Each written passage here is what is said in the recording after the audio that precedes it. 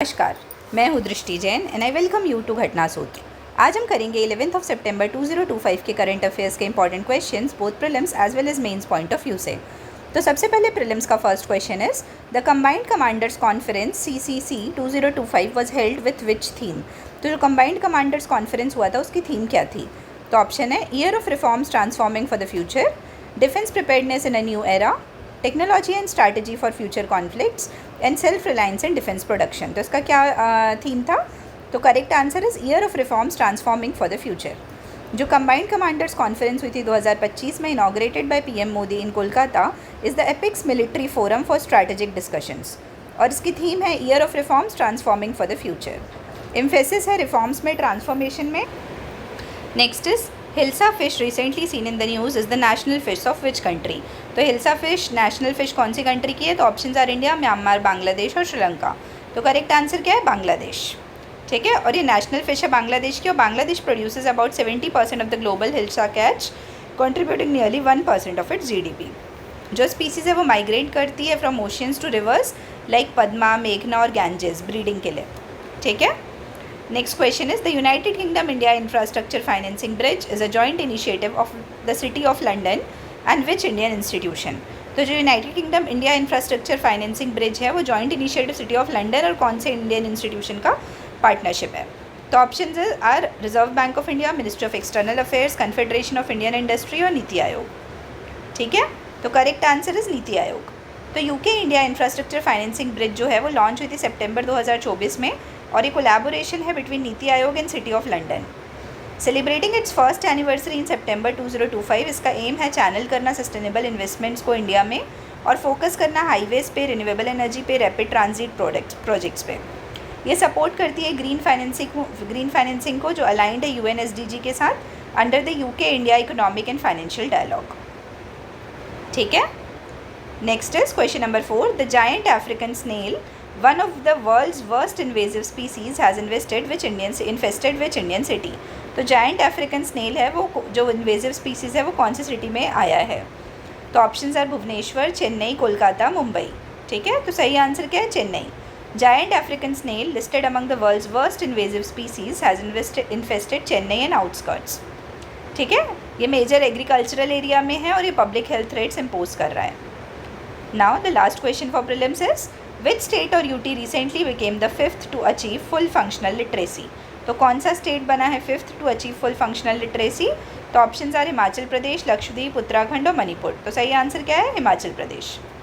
तो international literacy day 2025 को अभी अनाउंस किया गया कि Himachal Pradesh was declared the 5th state और UT to achieve full functional literacy. पहले कौन कौन अचीव कर चुके? त्रिपुरा, मिजोरम, गोवा और लद्दाख। ठीक है।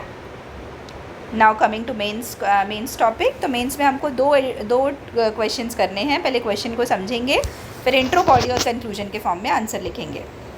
तो पहला है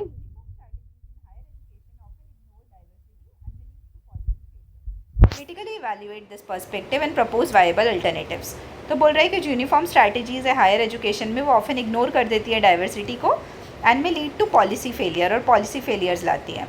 क्रिटिकली इवैल्यूएट करना है इस पर्सपेक्टिव को और प्रपोज करना है वायबल अल्टरनेटिव्स। ठीक है। Now coming to the answer. तो हम स्टार्ट कैसे करेंगे? हायर एजुकेशन से स्टार्ट करेंगे। तो हायर एजुकेशन है जो इंडिया में वो क्रूशियल रोल प्ले करता है इनोवेशन फॉस्टर करने में, इक्विटी लाने में और एम्प्लॉयबिलिटी लाने में। However uniform policy prescription such as standardised curricula, assessment mechanism या एडमिशन प्रोसेस हैं वो ऑफन ओवरलुक कर देते हैं सोशियो कल्चरल, रीजनल और इंस्टीट्यूशनल डाइवर्सिटी को। ठीक है। अब आर्ग्यूमेंट्स क्या हैं जो इसको सपोर्ट करते हैं, इस चीज़ को, क्रिटिसिज्म को? मतलब बेसिकली देखो, क्वेश्चन कहता है कि uniform strategies in higher education diversity को इम्पैक्ट करती हैं, तो उसके रेफरेंस में हम पढ़ रहे हैं। तो रीजनल और लिंग्विस्टिक डाइवर्सिटी, एक जो सिंगल करिकुलम फ्रेमवर्क है वो डिसएडवांटेज क्रिएट कर सकता है स्टूडेंट्स को फ्रॉम वर्नाकुलर और अंडर डेवलप्ड रीजन्स। फिर इंस्टीट्यूशनल वेरिएशन की बात करते हैं तो central, state and private universities differ करती हैं कैपेसिटी में, रिसोर्सेज में, स्टूडेंट बैकग्राउंड्स में। इसीलिए जब यूनिफॉर्म रूल्स लाते हैं तो they may not address their unique challenges. Equity concerns, जैसे जब मार्जिनलाइज ग्रुप्स होते हैं they may find standardised entrance test and rigid metrics exclusionary, तो उनको वो एक्सक्लूजनरी लगता है और डिपेंड करता है सोशल डिवाइड्स। स्किल मिसमैच की बात करते हैं तो जो एक one size fits all model होता है दैट वो इग्नोर कर देता है लोकल लेबर मार्केट नीड्स को, that leads to graduates without employable skills.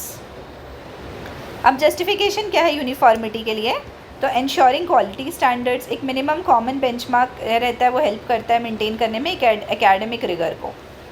Mobility and recognition की बात की जाए तो स्टैंडर्डाइज्ड क्रेडिट सिस्टम आ जाता है, जैसे अभी आया ना नेशनल क्रेडिट फ्रेमवर्क का। फिर अकाउंटेबिलिटी और ट्रांसपेरेंसी आती है, जैसे कॉमन रूल्स प्रिवेंट करते हैं आर्बिट्रेरीनेस इन एग्जाम्स, एडमिशन्स और इवैल्यूएशंस में। फिर आते हैं हम कि बैलेंसिंग क्यों ज़रूरी है, मतलब दोनों चीज़ हमको करना है, डाइवर्सिटी भी इंश्योर करना है और यूनिफॉर्मिटी भी लाना है।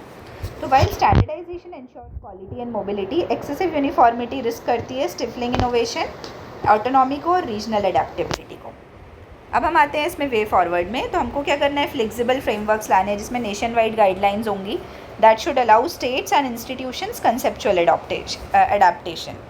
फिर डिसेंट्रलाइज्ड ऑटोनॉमी की बात करते हैं तो एम्पावर करेगी यूनिवर्सिटीज़ को to design context specific curricula while adhering to broad quality standards.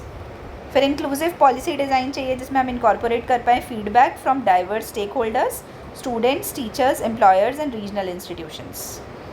Focus चाहिए आउटकम्स में, जैसे हम शिफ्ट कर पाए uniform input norms to measurable outcomes like employability, research output and innovation. फिर टेक्नोलॉजी एनेबल्ड कस्टमाइजेशन चाहिए, जैसे digital platforms can deliver localised and multilingual content without diluting national benchmarks. ठीक है, तो हमने दोनों साइड देख लिया और कैसे बैलेंस करेंगे ये भी देख लिया। अब हम आते हैं कंक्लूजन में, तो जो यूनिफॉर्म स्ट्रैटेजीज़ होती है हायर एजुकेशन में वो सर्व करती हैं एक नेसेसरी बेसलाइन के जैसे, but risk policy failure if applied rigidly, यदि रिजिडली उसको अप्लाई किया जाए तो पॉलिसी फेलियर हो सकता है। A blended approach combining national quality benchmark with institutional autonomy और regional sensitivity can ensure equity, diversity और एक्सेलेंस। इसीलिए ये बैलेंस क्रिटिकल है for building a higher education system that nurtures both standardised competence और contextual relevance. ठीक है, I hope ये clear है। अब हम आते हैं क्वेश्चन नंबर 2 में। While GST reforms can boost demand, they may simultaneously strain India's fiscal discipline. तो बोल रहा है, ये फर्स्ट पार्ट है, बोल रहा है कि GST रिफॉर्म्स बूस्ट डिमांड को तो बूस्ट कर सकते हैं लेकिन वो साइमल्टेनियसली इंडिया के फिजिकल डिसिप्लिन में भी इम्पैक्ट ला सकते हैं। तो इस कॉन्ट्राडिक्शन को डिस्कस करना है।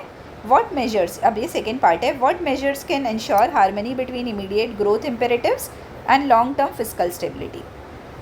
तो कौन से मेजर्स लाएंगे हम जिससे हार्मनी इंश्योर हो पाए ये जो इतने सारे ग्रोथ इम्पेरेटिव्स चल रहे हैं उसके बीच में और लॉन्ग टर्म फिजिकल स्टेबिलिटी के बीच में, क्योंकि गवर्नमेंट को तो पैसे भी चाहिए ना टैक्सेशन से।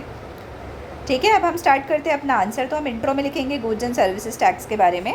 तो गुड्स एंड सर्विसेज टैक्स है वो इंट्रोड्यूस हुआ था 2017 में, जिसका एम है सिंप्लीफाई करना है इंडिया के इनडायरेक्ट टैक्स सिस्टम को और क्रिएट करना है एक यूनिफाइड मार्केट जिससे इकोनॉमिक एक्टिविटी भी स्पर हो सके।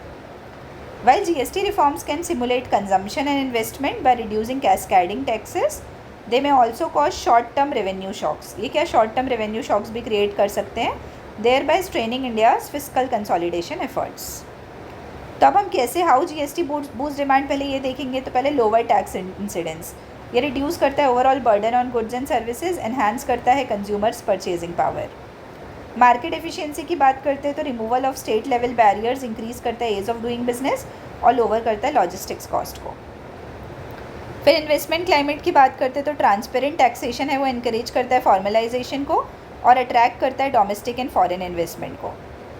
अब आते हैं हम कि जीएसटी कैसे स्ट्रेन करता है फिजिकल डिसिप्लिन को। तो पहला रेवेन्यू शॉर्टफॉल, तो initial implementation led to lower than expected collection forcing higher borrowings. Compensation cess burden होता है, तो इसमें क्या होता है कि central commitments to compensate states created physical pressure.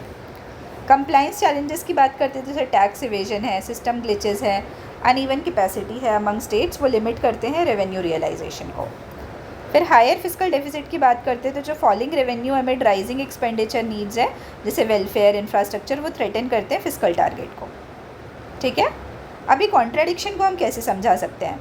तो GST can act as a demand side stimulus in short run but undermine करता है फिजिकल हेल्थ को if revenue buoyancy does not keep pace with expenditure needs.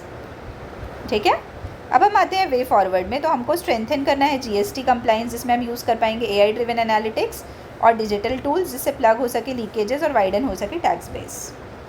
Rationalise करना है rate structure को जिसमें हम simplify कर सके स्लैब्स को जिससे रिड्यूस होगा क्लासिफिकेशन डिस्प्यूट्स और एनहांस करेंगे एफिशिएंसी। एनहांस कोऑपरेटिव फेडरलिज्म, जैसे timely compensation and consensus driven reforms that ensure state confidence.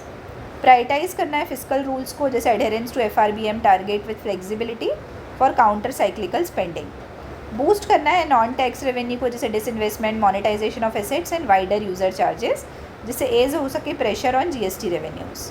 Focus करना है एक्सपेंडिचर एफिशिएंसी में, जैसे रीडायरेक्ट करना है सब्सिडीज़ को, वेलफेयर स्पेंडिंग को towards targeted high multiplier sectors. ठीक है, तो आई होप ये बॉडी वाला पार्ट क्लियर है। अब हम आते हैं कंक्लूजन में। तो GST एक ट्रांसफॉर्मेशनल रिफॉर्म है जो कैपेबल है ड्राइव करने के लिए demand and long term growth, but its revenue uncertainties risk करती है एंड अंडरमाइन करती है फिजिकल डिसिप्लिन को। The solution lies in strengthening tax buoyancy, तो हमको टैक्स बायोंसी को स्ट्रेंथन करना है, रेशनलाइज करना है स्ट्रक्चर को और इंश्योर करना है फिजिकल प्रूडेंस, जिससे शॉर्ट टर्म ग्रोथ इम्पेरेटिव और लॉन्ग टर्म डेट सस्टेनेबिलिटी भी हार्मनी में चल पाए। मतलब दोनों चीज़ों को हमको साथ में लेके चलना है। तो आई होप ये आंसर क्लियर है।